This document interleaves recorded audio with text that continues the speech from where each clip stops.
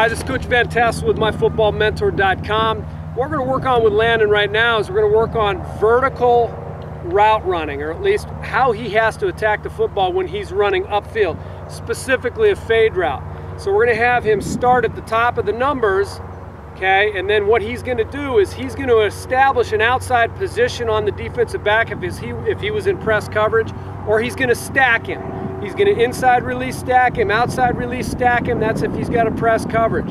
But bottom line is, if he doesn't stack him, if he gets on his outside shoulder, he's going to stay vertical, okay? So if the DB is here and he's here, he's going to stay pressed against him as he gets upfield. A lot of receivers will fade to the sideline right away. You don't want to do that. That's actually going to draw the defender with you. So once you establish an outside release, if you can't stack him, if he's on your inside hip, which is his outside shoulder, you want to stay vertical.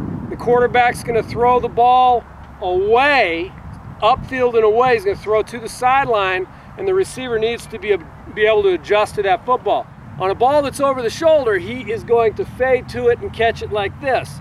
On a ball that's poorly thrown, where he can't do that, he might have to flip his head around. In other words, if I'm running this way and I'm looking for the football like this and I can't fade to it, I might have to turn my head this way and go to the football that way. So that's another drill that will work. We're anticipating, or we're creating these drills, anticipating that the quarterback's not always going to put the ball where he needs to. So this allows the receiver to work on techniques to move to the football and go from point A to point B in the quickest amount of time possible. In other words, once he sees that ball thrown outside, he's going to put his foot down and go straight to it. If he has to turn his head, he's going to do the same thing. He's going to flip his head around, he's going to go straight to the ball. He's not going to gradually work to it. So go. Okay, good job. That's good. You can see that was pretty wide, but he adjusted to it. He was probably a step late when he adjusted, but he still got there. That's what you have to do. Put your foot down and go to it. So go.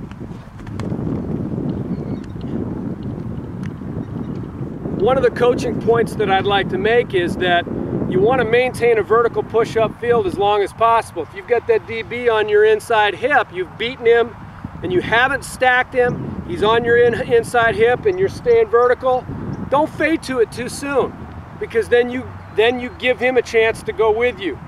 Wait as long as you can to fade to it. Wait till that last second, fade to it and create separation as the ball arrives. So go.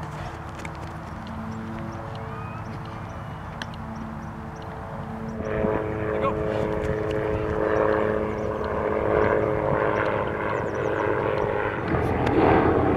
Now, if the darn helicopter wasn't flying up there, I'd probably be able to do this a lot easier, but never fails, it's Murphy's Law.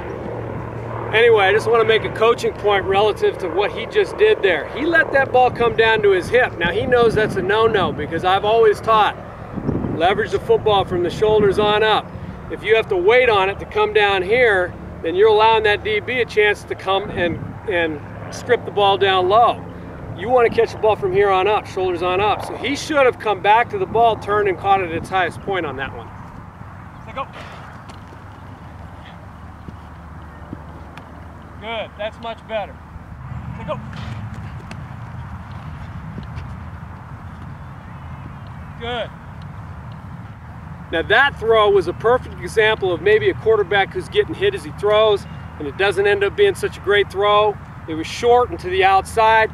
He did a great job of whipping his head around and moving straight to the football to make the catch.